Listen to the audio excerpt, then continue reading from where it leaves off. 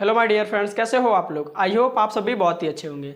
तो आज के इस वीडियो में हम जानने वाले हैं प्रकाश के प्रकीर्णन के बारे में। आज के इस वीडियो में हम जानेंगे प्रकाश का प्रकीर्णन क्या होता है। इसके साथ साथ जानेंगे कि आकाश का जो रंग होता है वो नीला क्यों होता है। जैसा कि हम सभी जानते हैं कि आकाश का रंग नीला होता है, लेकिन होता क्यों है इसके बारे में, इसके कारण को जानने वाले हैं। उसके बाद हम जानेंगे कि सूर्य का जो रंग होता है सूर्यास्त और सूर्योदय के समय लाल क्यों हो जाता है और दोपहर के समय उजला यानी कि सफ़ेद क्यों रहता है। इन सभी बातों के बारे में आज जानने वाले हैं। ठीक है, तो पहला टॉपिक हमारा क्या है, तो प्रकाश का प्रकीर्णन क्या होता है। आइए इसको हम अच्छे ढंग से समझते हैं। हमारा टॉपिक आज का क्या रहेगा, तो प्रकाश का प्रकीर्णन। प्रकाश का प्रकीर्णन, प्रकाश का प्रकीर्णन क्या होता है। तो सिंपल सा इसका डिफिनेशन होता है, सुन लीजिएगा अच्छे ढंग से, अगर सुनिएगा तो याद हो जाएगा अभी। ठीक है, कैसे बोलेंगे प्रकाश का प्रकीर्णन। तो प्रकाश का किसी कण से टकराकर, प्रकाश का किसी कण से टकराकर विभिन्न दिशाओं में छितरना ही प्रकाश का प्रकीर्णन कहलाता है। प्रकाश का किसी कण से टकराकर विभिन्न दिशाओं में छितरना ही क्या कहलाता है, प्रकाश का प्रकीर्णन कहलाता है। ठीक है, तो क्या लिखेंगे यहाँ पे, प्रकाश का किसी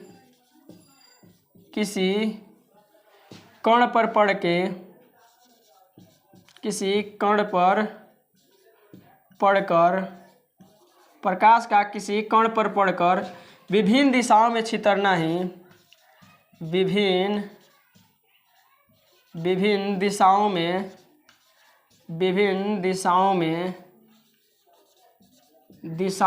छितरना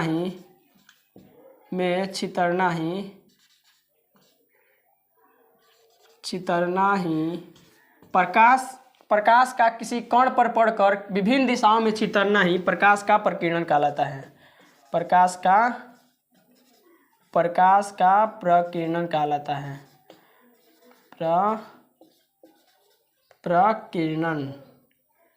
प्रकीर्णन कहलाता है। ठीक है, तो इस प्रकार से हम डिफिनेशन बोलेंगे कि प्रकाश का किसी कण पर पड़ के और चारों तरफ यानी विभिन्न दिशाओं में छितराना ही क्या कहलाता है, विभिन्न दिशाओं में छितरना ही क्या कहलाता है, तो प्रकाश का प्रकीर्णन कहलाता है। आइए इसको हम डायग्राम के माध्यम से समझते हैं। यहाँ पे सबसे पहले हम क्या करेंगे, यहाँ पे आइए सबसे पहले हम क्या करते हैं, एक कण ले लेते हैं। ठीक है, हम यहाँ पे एक कण बना लिए, एक इसको ऐसे थोड़ा सा और ऐसे मिला देते हैं, तो ये मान लेते हैं कि कण हुआ। ठीक है, तो यहाँ पे देखिए ये जो कण है ना, यहाँ से प्रकाश का कोई अंश आ रहा है। ठीक है, प्रकाश का एक अंश ले लेते हैं। यहाँ पे ये प्रकाश का किरण जो है इस कण पे पड़ेगा, ऐसे इसको ऐसे बना लेते हैं। ठीक है, ये प्रकाश का किरण जो है ऐसे कण पे ऐसे पड़ेगा। ठीक है, ये क्या है, तो आपतित किरण है। क्या है, तो आपतित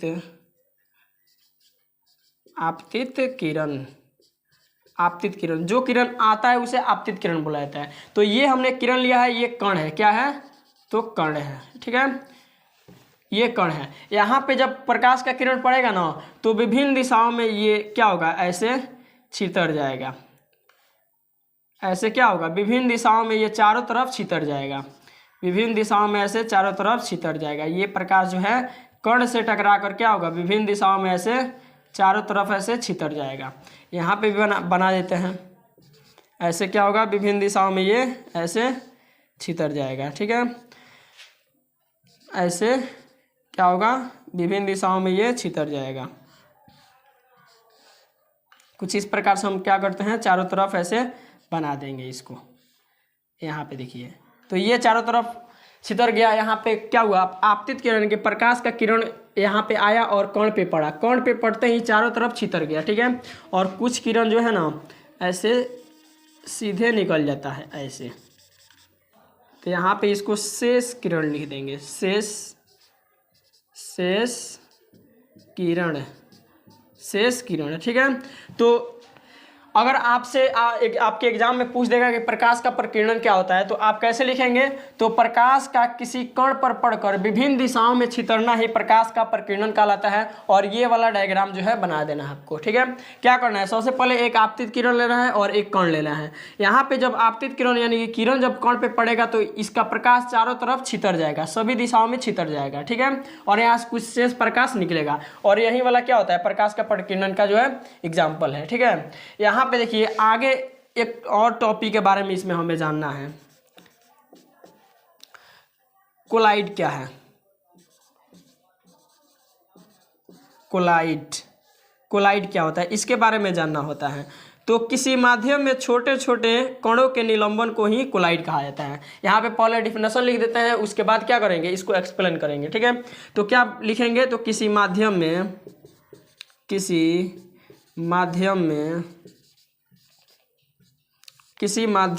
छोटे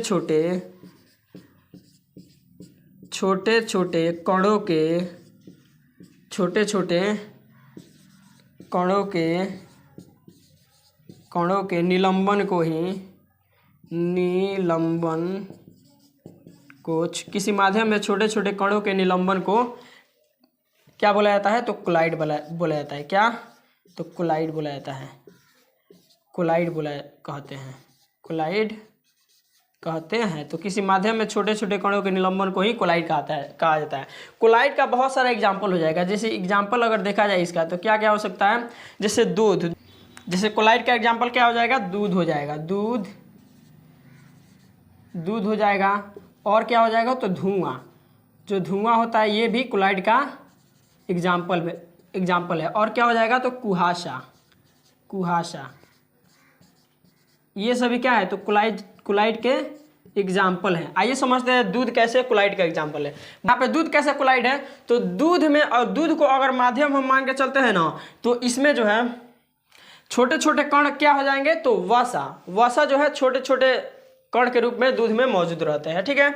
दूसरा धुआं कैसे कोलाइड है, तो धुआं को आप देखे होंगे, धुआं में क्या रहता है, छोटे छोटे कण के रूप में क्या रहते हैं, तो उसमें राख रहते हैं, ठीक है, यानी राख उठता रहता है तो उसमें मिलता रहता है, तो छोटे छोटे कण क्या हो जाएगा, तो राख हो जाएगा। कुहासा में देखा जाए ना, तो कुहासा में जल की बूंदें होती है छोटे छोटे, ठीक है। तो अगर हम माध्यम मानते हैं कुहासा को, तो उसमें छोटा छोटा कण क्या हो जाएगा, तो छोटा छोटा कण हो जाएगा जल की बूंदें। तो इस प्रकार से जो कोलाइड किसे कहते हैं, तो किसी माध्यम में छोटे छोटे कणों के निलंबन को कोलाइड कहा जाता है, जैसे दूध, धुआं, कुहासा इत्यादि, ठीक है। और एक और टॉपिक के बारे में हमें जानना है, टिंडल प्रभाव। टिंडल प्रभाव क्या होता है, टिंडल प्रभाव क्या होता है, तो टिंडल प्रभाव किसे बोलेंगे, तो किसी, यहाँ पे डिफिनेशन पहले लिख लेते हैं, किसी कोलाइडीय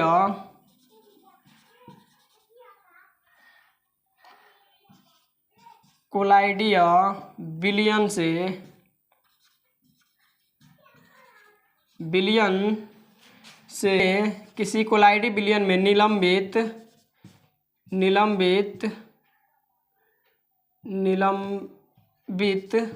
किसी कोलाइडी विलयन में निलंबित कणों से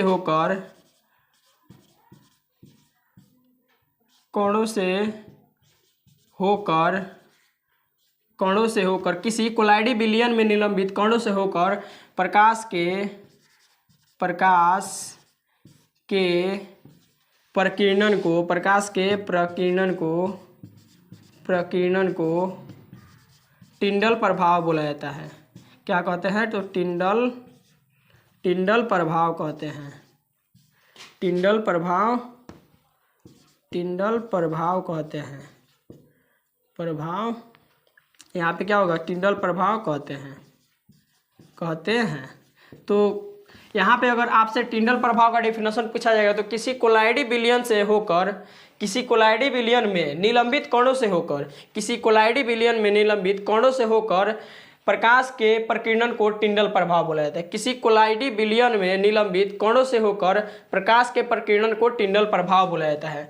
तो यहाँ पे देखिए कैसे इसका एग्जाम्पल देखते हैं टिंडल प्रभाव का। ये यहाँ पे सबसे पहले हम एक कांच का जो है एक बर्तन लेते हैं जो कि कुछ इस प्रकार से है, ठीक है। और इसमें जो है ना, यहाँ तक दूध और पानी का मिश्रण है। क्या है इसमें? दूध और पानी का मिश्रण है। इसमें क्या है? तो दूध और पानी का मिश्रण। यहाँ पे लिख दे रहे हैं दूध और प्लस में क्या है? तो पानी है, दूध और पानी है। ठीक है, यहाँ पर हम क्या कर रहे हैं? इसमें एक टर्च बार है। यहाँ से हमने क्या किया? इसमें एक टर्च बार। यहाँ पर हमने क्या किया? एक टर्च बार। यहाँ पे हमने क्या किया? एक टर्च बारा। ठीक है, यहाँ से हमने क्या किया? एक टर्च बारा। ऐसे यहाँ से हमने टर्च बारा। यहाँ से जब टर्च से जब प्रकाश निकलेगा ना तो यहाँ पे जाएगा, तो यहाँ पे टिंडल प्रभाव दिखाता है। ये दूध और पानी का मिश्रण जो है ना, टिंडल प्रभाव दिखाता है। यहाँ पे इधर क्या होता है? तो यहाँ लाल होता है रंग, इधर क्या होता है? तो लाल दिखता है। यहाँ पे नीला दिखेगा। यहाँ पे क्या होगा? तो नीला, लाल और नीला दिखता है। तो इस प्रकार से टिंडल प्रभाव का जो है एग्जाम्पल हो गया। तो सबसे पहले हमने क्या जाना, आइए रिकॉल करते हैं। प्रकाश का प्रकीर्णन क्या होता है? तो प्रकाश का किसी कण पर पड़कर विभिन्न दिशाओं में छितरना ही प्रकाश का प्रकीर्णन कहलाता है। हमने यहाँ पे क्या किया? इसका डायग्राम बनाकर देखा। एक किरण लिया और उसको एक कण पे डाला। कण पे पड़ते ही प्रकाश का किरण चारों तरफ छितर जाएगा, सभी दिशाओं में फैल जाएगा और कुछ प्रकाश जो है शेष जो होता है वो सीधा निकल जाता है। उसके बाद हमने जाना कोलाइड क्या होता है? तो किसी माध्यम में छोटे छोटे कणों के निलंबन को कोलाइड कहा जाता है। किसी माध्यम में छोटे छोटे कणों के निलंबन को कोलाइड कहा जाता है। जैसे कि कोलाइड का एग्जाम्पल क्या है? तो दूध हो गया, धुआं हो गया, कुहासा हो गया इत्यादि। यहाँ पे हमने क्या देखा? तो टिंडल प्रभाव क्या होता है? तो किसी कोलाइडी विलयन में निलंबित कणों से होकर प्रकाश के प्रकीर्णन को टिंडल प्रभाव बोला जाता है। टिंडल प्रभाव का जो है ये हमने यहाँ पे डायग्राम प्रदर्शित किया है। ठीक है, तो आप इसका स्क्रीनशॉट लीजिए। अब हम जानेंगे इसके बाद में प्रकाश यहाँ पे क्या होगा? तो अब हम जानेंगे कि जो आकाश का रंग नीला होता है, आखिर उसका रंग नीला क्यों होता है, यानी कि नीला क्यों दिखता है प्रकाश। उसके बाद हम जानेंगे कि सूर्योदय और सूर्यास्त के समय में सूर्य के प्रकाश का रंग लाल क्यों होता है। इन सभी कारणों के बारे में जानने वाले हैं। तो आप इसका स्क्रीनशॉट लीजिए।